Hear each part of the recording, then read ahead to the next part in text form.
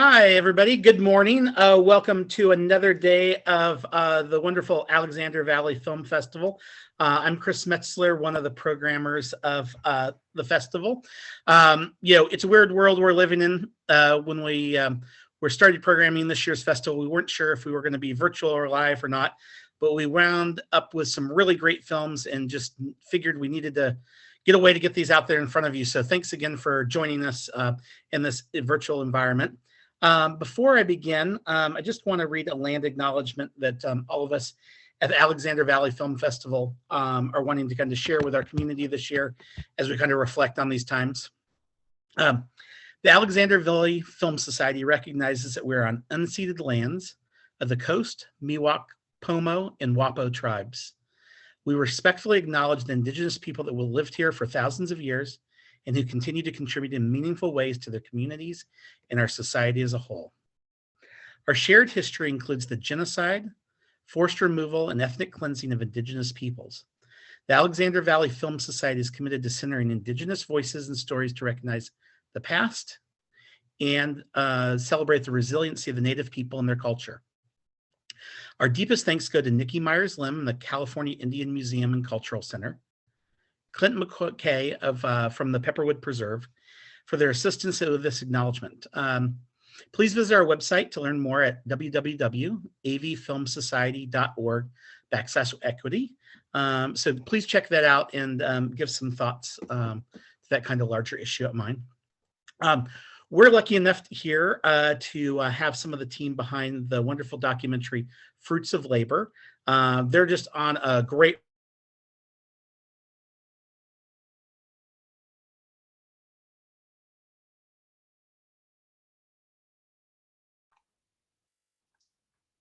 Sorry to interrupt. Chris, we lost your audio. Uh-oh. Hey, Chris, we lost your audio.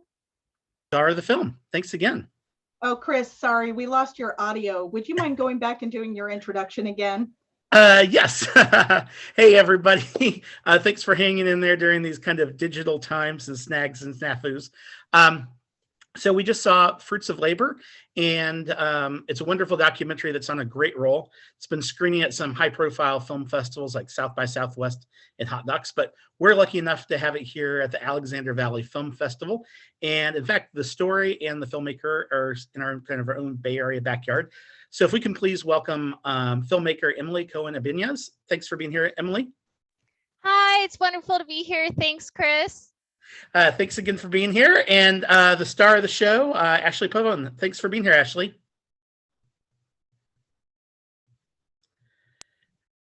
And did I just snag I'm Ashley Pavon, and it's really nice to be here. Well, thanks for the stand by during the hiccups. Anybody that's out there in the kind of our virtual audience, if you want to add questions to the chat box, we'll kind of introduce them here during our moderated Q&A.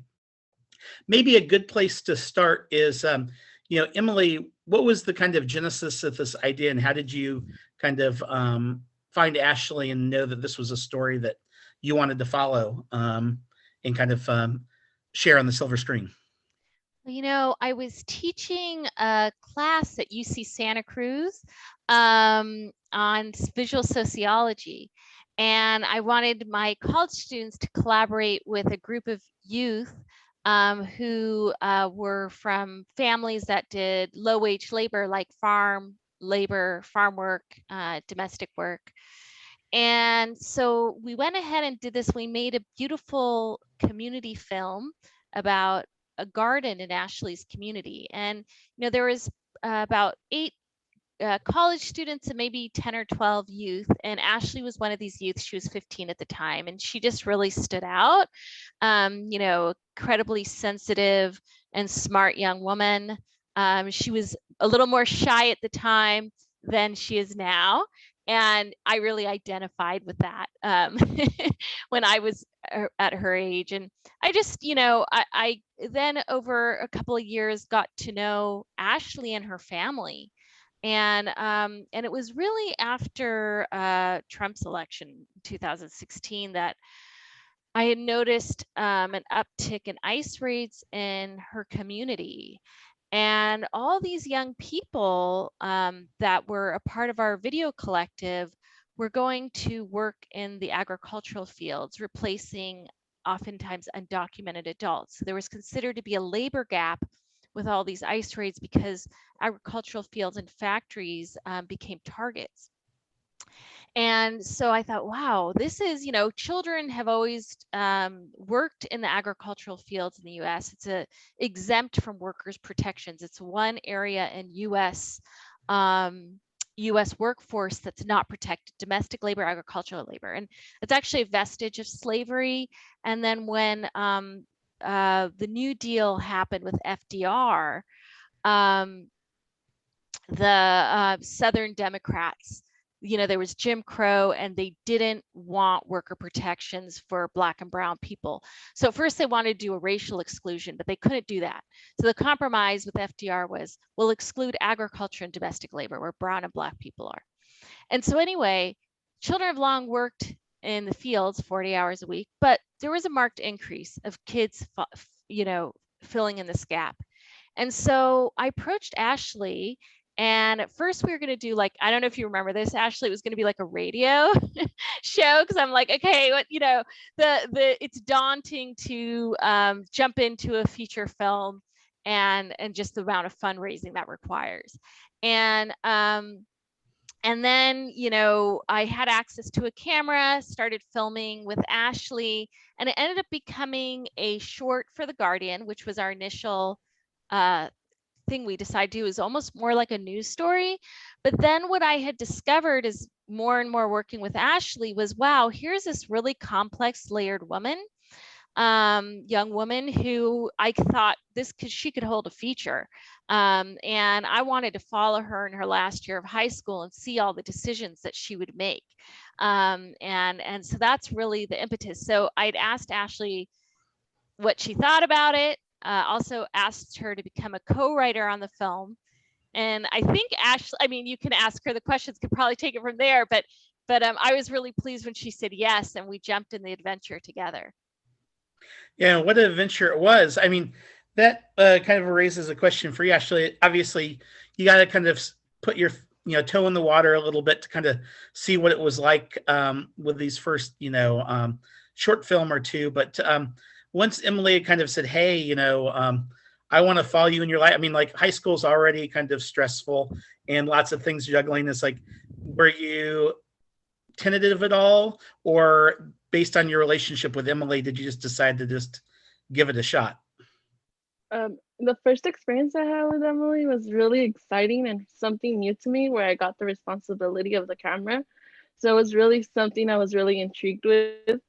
So when she did ask me to do this project with her, I was a little nervous because not a lot of people knew what I was going through in my life, and not many knew what it really meant to be, the concept of under the table, and not a lot of people understand what that meant. So in that part, I was nervous because I did not know what she would think of the way my young life was at that time, and how a lot of us in our community, immigrant children, go through that.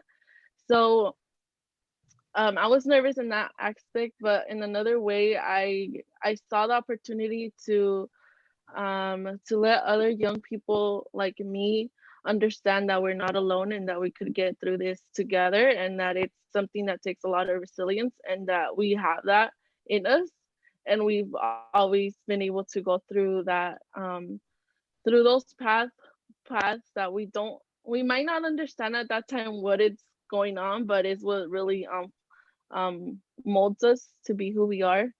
So it's something I was really excited and nervous a little bit at the first time, but I've always trusted her in her work, and I always liked her way of seeing stuff, her vision.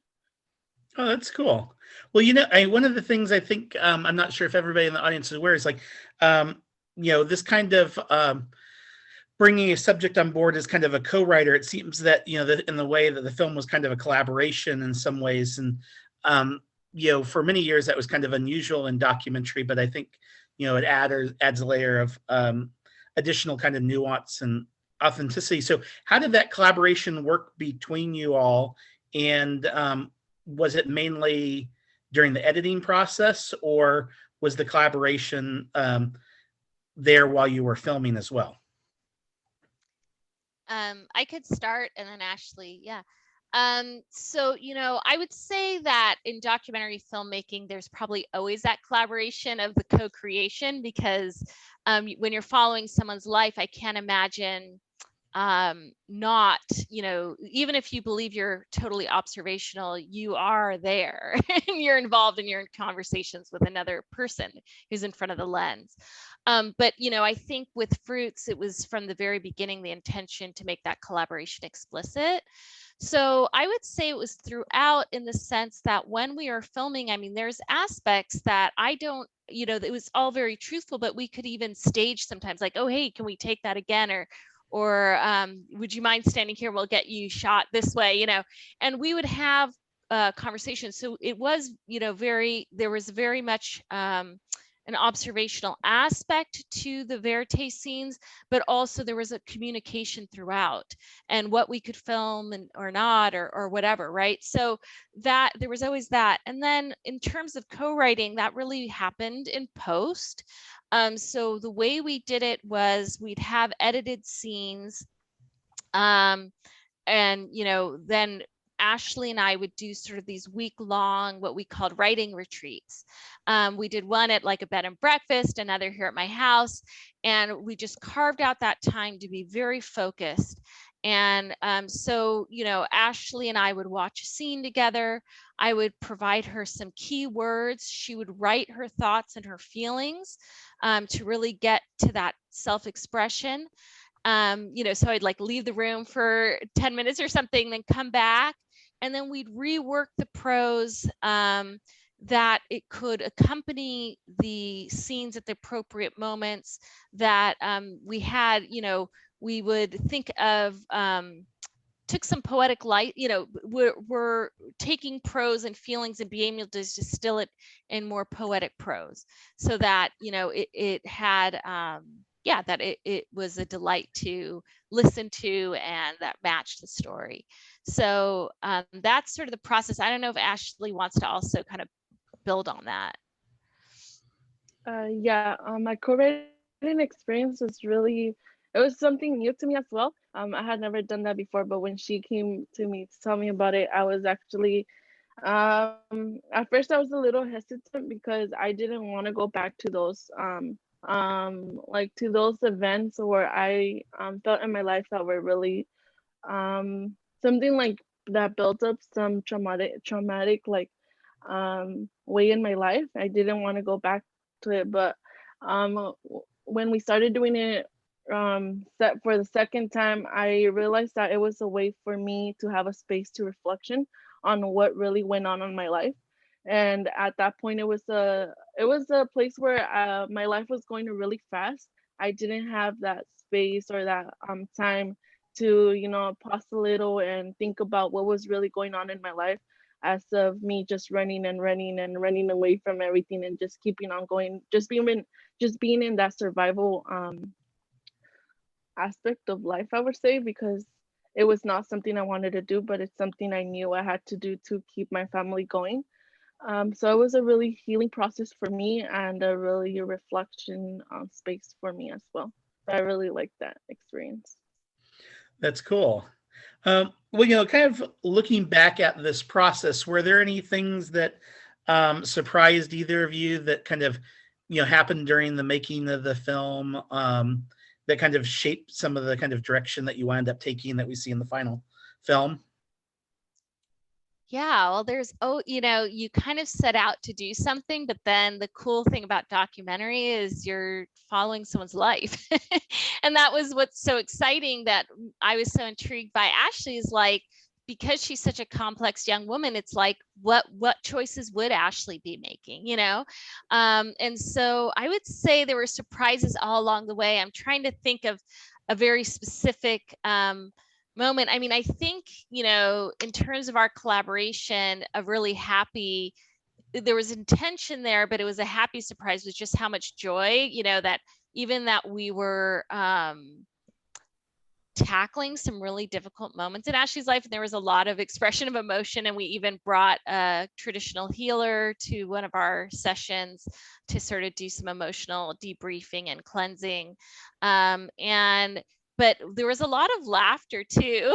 And, you know, and we sort of did these studio scenes and we were built, you know, I didn't really know. I'm like, Ashley, who knows? Like, this is kind of weird, but like, let's just go for it. And we were like doing these kind of weird, you know, whatever, just like these studio scenes, had no idea if it would work.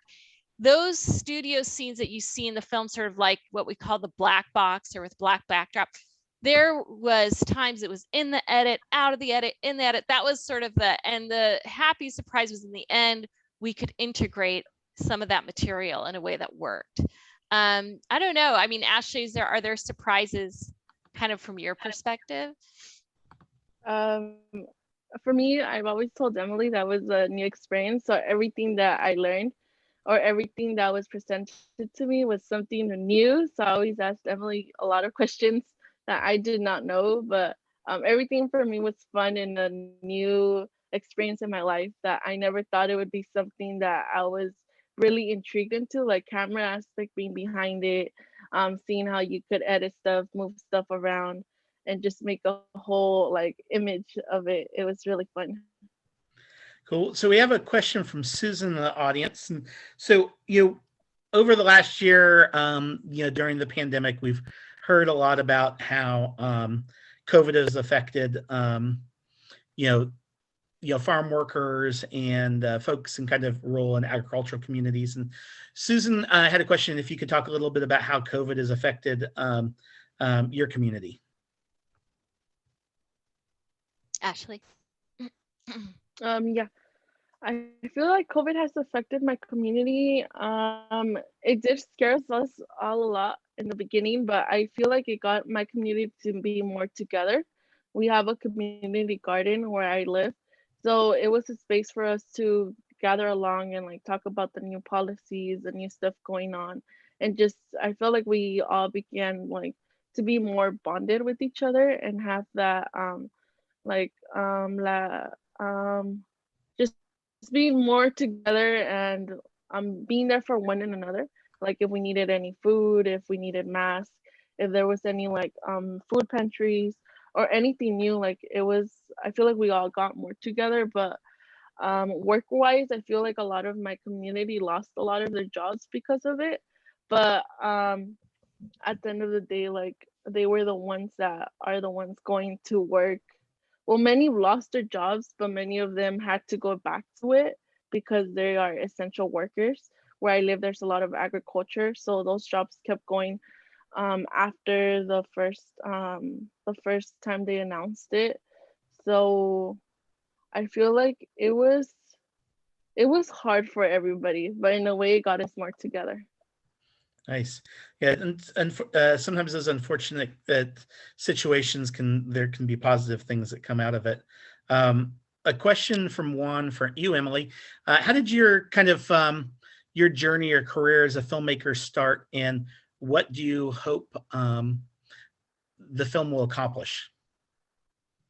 So the first question, how I got in the film industry, I'm going to try to be brief. I can be verbose sometimes. So it was a circuitous path. And while in undergrad, for example, I made in the late 90s a film about Y2K. I was a UC Santa Cruz student. So that was, I guess, my first film. And I did linear editing and the VHS tapes and the whole bit. You know, but it was like a class I took. I didn't really think film was for me. It seemed like something, you know, now there's more programs for youth to do film, but I didn't, you know, for me, that wasn't, I grew up in Arizona. It wasn't something I thought was a possibility for me. It seemed almost like grandiose or sort of dreamland, you know. Maybe you'd watch the Oscars and be like, oh, you know, people wearing the gowns and stuff. But, and so it wasn't till much later in my life, like I knew I liked it. I got my doctorate in anthropology. So I was an academic. And while I was a graduate student, I moved to New York. I went to NYU, and that's really where I saw the possibilities, saw people that did documentary films, and this was an actual profession. I guess, I don't know if I would call it a profession, but you know, it was a calling that people somehow made work. And you know, so yeah, I just started discovering the possibilities that way. And I did make a film while I was writing my dissertation called Bodies at War, but you know, it showed at an international film festival in Bogota in Colombia, and did like shown a lot of towns affected by landmines, but I didn't understand distribution, never really got distribution. Like I didn't know how to do that. So this has been a learning curve for me. And it was really, I decided to leave academia. Well, I was sort of in and out. 2014 was when I was like, God, I really just want to be a filmmaker. Then I went back in because there was a full-time job. And then, you know, so now I'm a freelancer, and happily so, and able to juggle a lot of different gigs. I do a lot of commissioned work, like shorts. And I do sometimes camera work for people. I do grant writing for people. So I do a lot of things that I can piece together and make it work. So in terms of, what was the second question? So that was how. What would you, you know, with the film being out there in the world, what do you hope for it to accomplish, or what do you want it to be kind of a catalyst for? Okay, great. So yeah, one of the things, you know, was to get the widest distribution possible. It's like there's sort of two folds, like general, just everybody I want to have see it, and I think Ashley feels the same way. And then two, we have a campaign that we're designing that really targets local communities.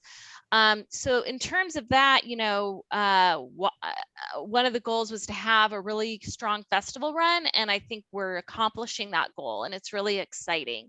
And we're getting a lot of good feedback from audiences, or critics. At least it's hard in the virtual world to really see what audiences are, how they're responding. But, you know, from what we can read, from what people say, you know, we feel like there's a positive response. The film was acquired by PBS, so it'll have a US broadcast, and that's getting maximum eyes, you know, on this film. And so it's really exciting.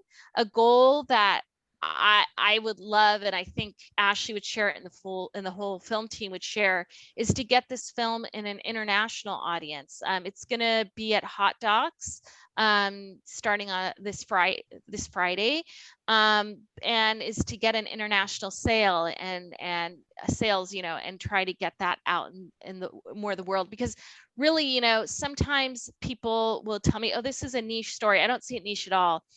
Ashley and her community is a part of the global food chain. They produce more strawberries than anywhere else in the world. And if you've eaten a strawberry, you're connected to Ashley's town. So this is it's a very intimate family story that's a part of this larger global food system, and that many families around the world are experiencing. So I see it as a global story. And I think it's just that in the US, people are surprised that we have these kind of working and living conditions. And so there's that. And then we're designing a social impact campaign, raising funds right now to bring free outdoor screenings to agricultural communities, first throughout California, and then hopefully also go to Mexico. So it'd be a transnational campaign. And then, you know, that's sort of the first touchstone. And there's some other goals that would scale that even larger, and maybe with legislative goals. But we have to kind of see the first touchstone is really working directly with the communities. What are their, you know, when we do the screenings, what are their desires? What are their wants? What are their demands? And to really learn and grow from that, and what people are building from the story. I think another goal is really, you know, I think a lot of films we think, you know, which are really important, you know, that focus on iconic leaders like Dolores Huerta and Cesar Chavez. This is a part of our history that's so important in the United States. But with this film, the goal was really to do a nuanced story of a young woman. And so you see all the complex gender aspects to labor and work in this country, about being a woman worker, and you know, that our home life and our domestic life cannot be separated from that work life, and making ends meet, that they're completely combined, that all the gender aspects of family have their own burdens and intersect with what it means to make a living in this country. So I think, you know, that was like I said, you know, a big answer, but those are, so it's a multifaceted goals. Nice. Well, I'll follow up with that in a minute, but as we kind of wrap things up, there's a question we have from the audience for Ashley. So Ashley, where do you see yourself in 5 years? Like, what are your hopes and aspirations? And then, you know, how can we in the audience kind of help you? And also then the question for Emily is, how can we you know, help get word about the film out there in the world? In 5 years, I hope to be going to university and being able to get my diploma, and also just being that role model to my sisters, that you know, that a lot of us young people have the same story that we all go through, and that it's something that we have normalized a lot, but not a lot of people realize that this is the way us young immigrant children have to go through to get to that top, if we even make it to that top, if we don't stay in those dead-end jobs. So I just want them to have that piece of motivation that it is possible, and that even though we have to go through a lot in that pathway, that we're gonna make it out there. But that's what I want them to take out of this. And I hope to see myself up there, and to be able to have a degree and be able to make be able to be a motivation to my community, that it is possible. Nice.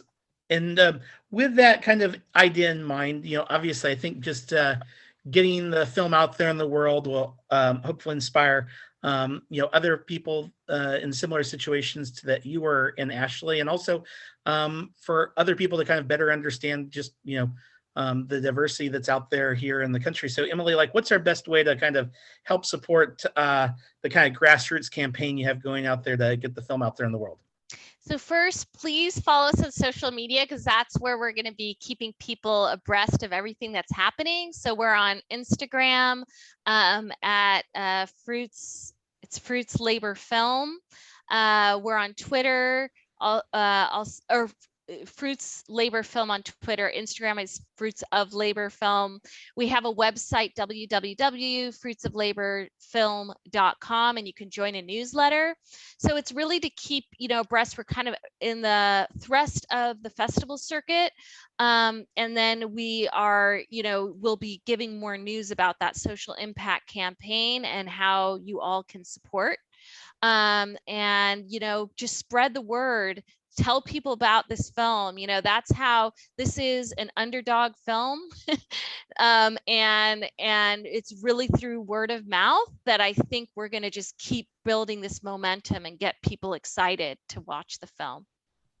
Very nice. So, and I just kind of to back that up, you know, for all of you out there watching the film here as part of the Alexander Valley Film Festival, is like, we've been lucky enough to kind of get a chance to have this film shared by Emily and Ashley very early in its lifespan. And so our responsibility is out there to let people know that we loved it so much so that other communities will get a chance to do it. So please kind of follow Emily's suggestions there. And of course, Emily and Ashley, thanks for making and participating in such a beautiful film. And we're looking forward to helping you guys continue to get out there in the world as best as possible and seeing what your next films and projects are. Thank you, Chris, and thank you to everyone. Thanks. Have a good morning, everybody.